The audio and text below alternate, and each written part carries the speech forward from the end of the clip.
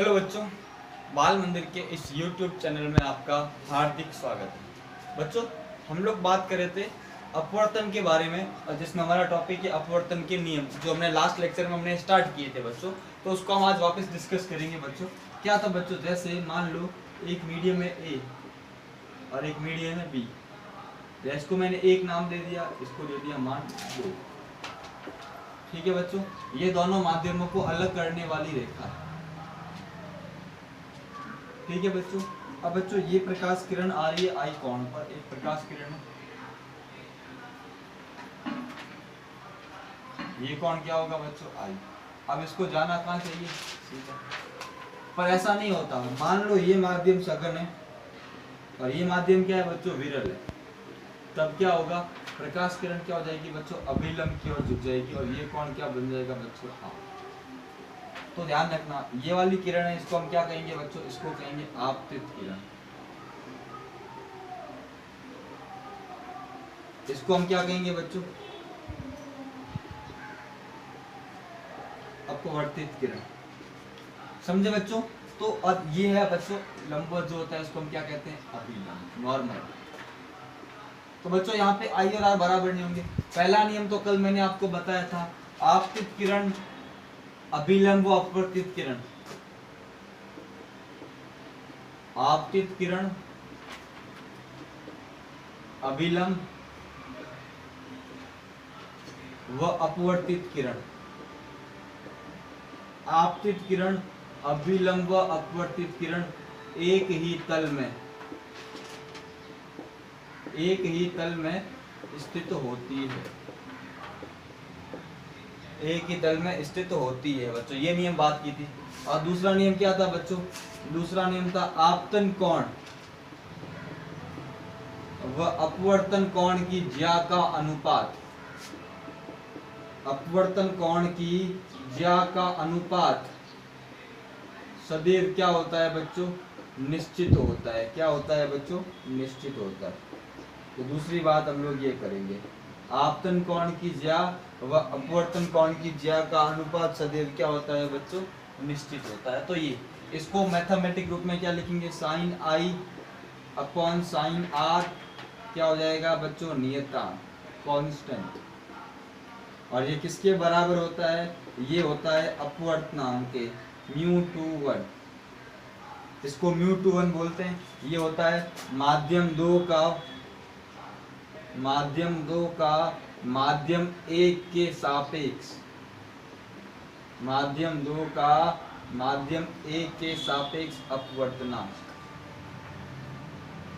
ये बच्चों बात की थी, इसको और डिटेल में हम डिस्कस करेंगे। अभी हम यही पढ़ने वाले हैं बच्चों, तो इसको ध्यान रखना है बच्चों। ये आप लोग चीज नोट कर चुके हो, तो ये आपको ध्यान रखना है बच्चों। तो बच्चों इसको समझते हैं और डिटेल में समझते हैं। ये तो बच्चों आप लोगों को चीज नोट कर चुके हो, पढ़ चुके हो। थोड़ा इसको आगे और अच्छे से बच्चों डिस्कस करते हैं, थोड़ा और समझते हैं इस चीज को। तो वो हम समझते हैं बच्चों, उसको क्या करेंगे बच्चों, देखो। अब ये चीज तो हमें मेन अपने इस नियम पे आना है। इसको बोलते हैं स्नेल का नियम। क्या बोलते हैं बच्चों, इस चीज को हम बोलते हैं स्नेल का नियम। किसका नियम बोलते हैं बच्चों, स्नेल का नियम। किसका नियम बोलते हैं, स्नेल, साइंटिस्ट का नाम था। देखो मैंने क्या बताया, sine I upon sine R बराबर क्या हो गया, μ/1। ध्यान रखना ये, और जो ये μ/1 होता है ना बच्चों, ये μ/1, इसको हम ऐसा लिख सकते हैं। ध्यान रखना क्या होता है कि दोनों माध्यमों में प्रकाश के वेगों का अनुपात, ऊपर क्या है विरल माध्यम, नीचे क्या है सघन माध्यम। ऊपर क्या आ जाएगा, माध्यम 1 में प्रकाश का वेग, माध्यम 1 में प्रकाश का वेग बटा माध्यम 2 में प्रकाश का वेग।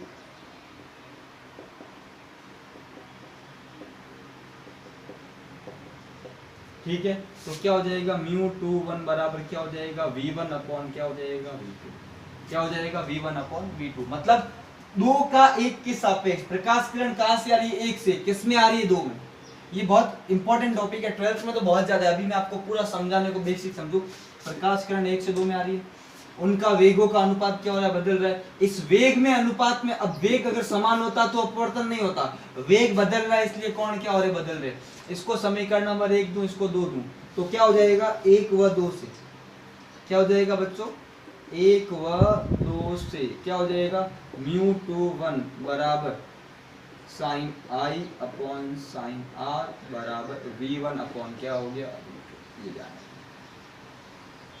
क्या हो जाएगा v1 अपॉन v2।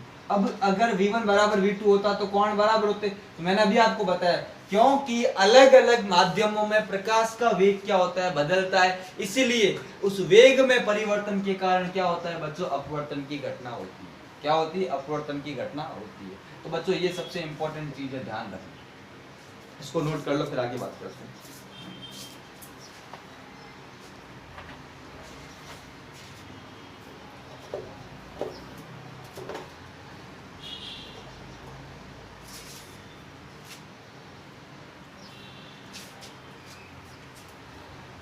बच्चों अब हम बात करते हैं निरपेक्ष अपवर्तनांक। अभी तो एक से दूसरे माध्यम में जा रही है बच्चों। अगर ऐसा हो प्रकाश किरण क्या करे, वायु से किसी माध्यम में जाए, किससे, मान लो एक माध्यम क्या हो वायु और दूसरा कोई माध्यम एम हो, वायु या निर्वात, वायु या निर्वात एक ही बात है, और यहां हम कोई माध्यम ले ले, कोई भी माध्यम ले ले, क्या हो रहा है वायु से किसमें, यदि प्रकाश किरण, यदि प्रकाश किरण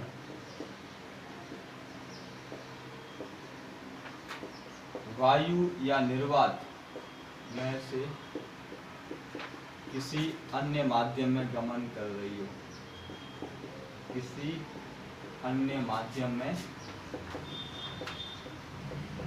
गमन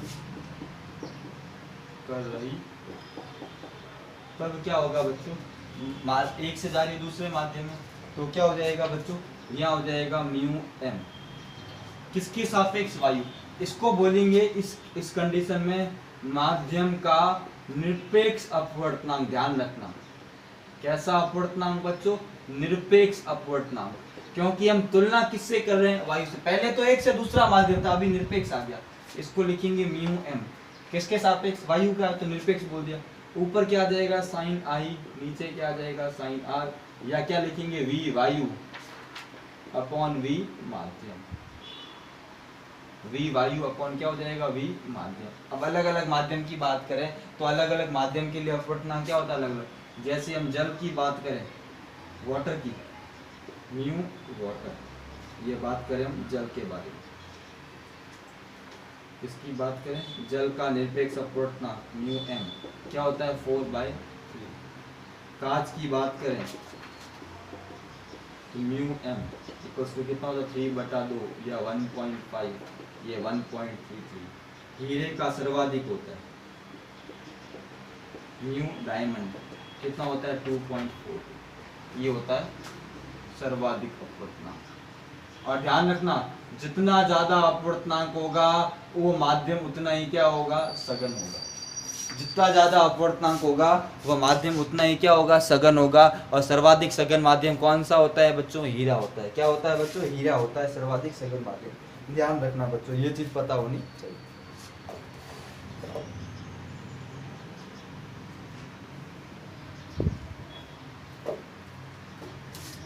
ठीक है बच्चों, इसको नोट कर लो।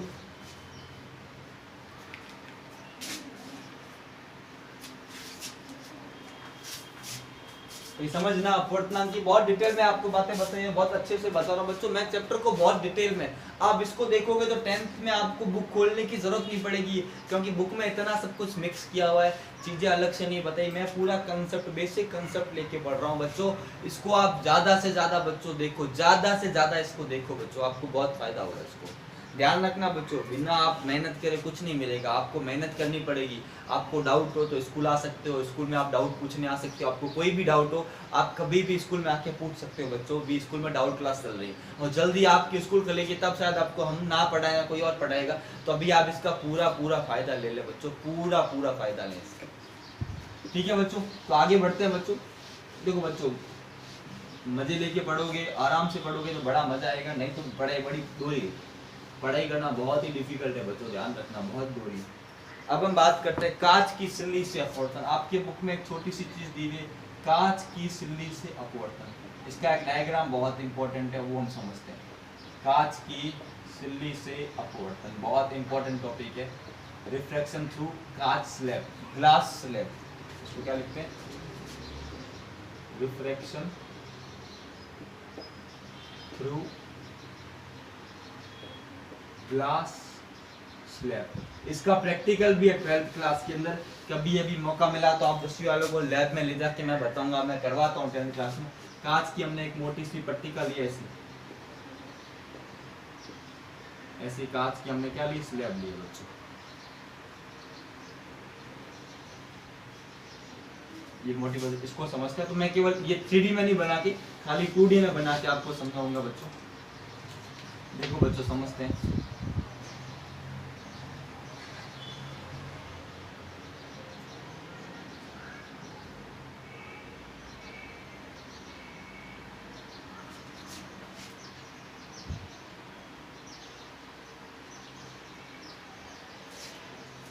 लाइन है सीधे बच्चों, हाथ से बना रहा हूँ, आप एज्यूम कर लेना सीधी लाइन।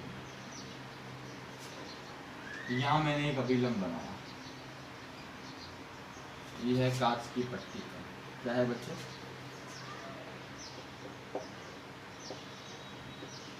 कांच की पट्टी का या स्लैब। की मोटाई, मोटाई कितनी मान ली मैंने? तो मोटाई अभी फॉर्मूला आपके काम का नहीं, आप समझना। ये बच्चों क्या है? अभिलंब।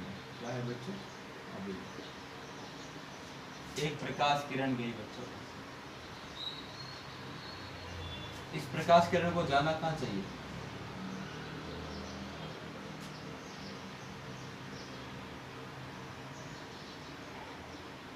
कहाँ जाना चाहिए? सीधा। अब क्या होगा? ऐसा होगा नहीं, ये हमारा है आपतन कोण, ये क्या हो जाएगी? अंदर सघन माध्यम है, क्योंकि बाहर तो क्या है? वायु, अंदर क्या है? कांच।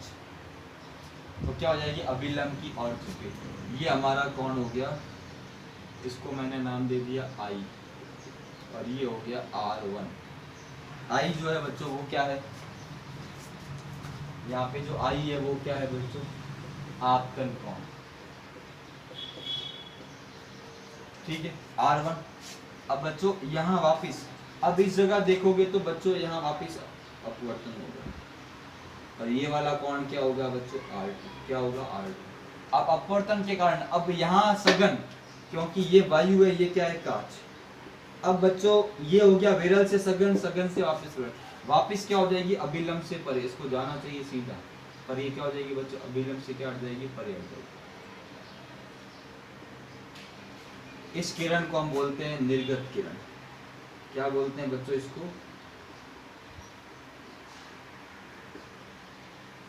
और ये हमारा कोण क्या है? ई। ई कैसा कोण है बच्चों?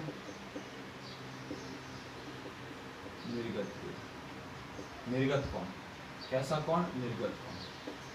तो ये और ये R1 R2, R1 R2 को हम कहते हैं बच्चों अपवर्तन कोण। दोनों का ही नाम हमने क्या दे दिया? अपवर्तन कोण।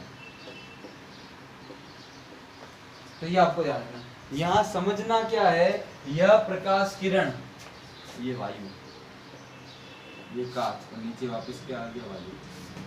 आपतित किरण, और ये वाली बीच वाली, ये कौन सी किरण है?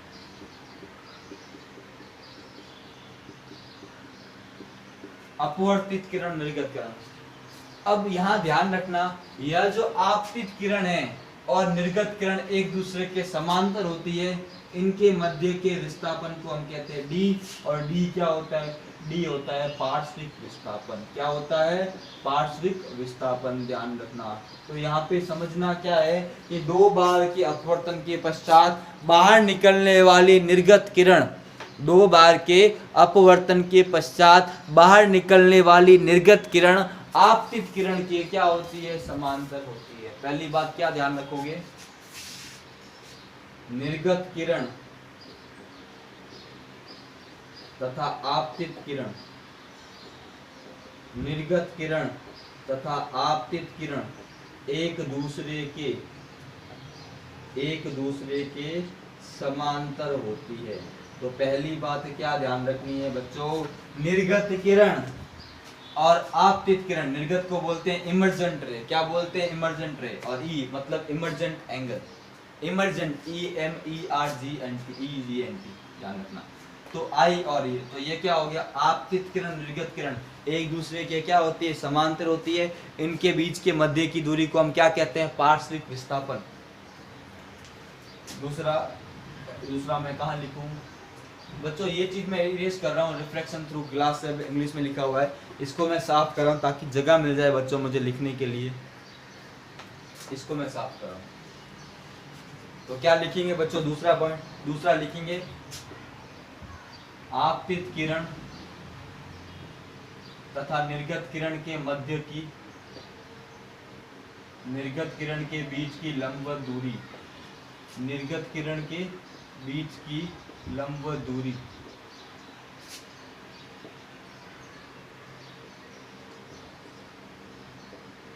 को क्या कहते हैं, पार्श्व विस्थापन या पार्श्विक विस्थापन, एक ही बात।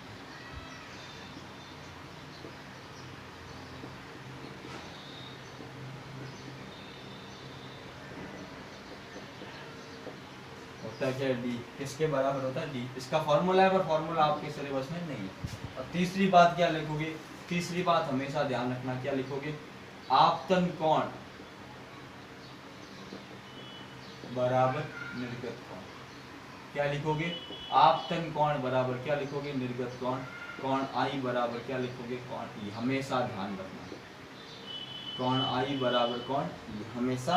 तो ये तीन बातें बच्चों बहुत ज़्यादा इंपॉर्टेंट है, इससे संबंधित कितनी बातें बच्चों, ये तीन बातें बहुत इंपॉर्टेंट है बच्चों। डायग्राम बड़े व्यवस्थित तरीके से मैंने बहुत अच्छे से बनाया है, इस चीज़ को आप बच्चों क्या कर लो, नोट कर लो अच्छे से, फिर मैं और बातें बताऊंगा बच्चों, और हम चीज़ों को डिस्कस करेंगे बच्चों, ध्यान रखना।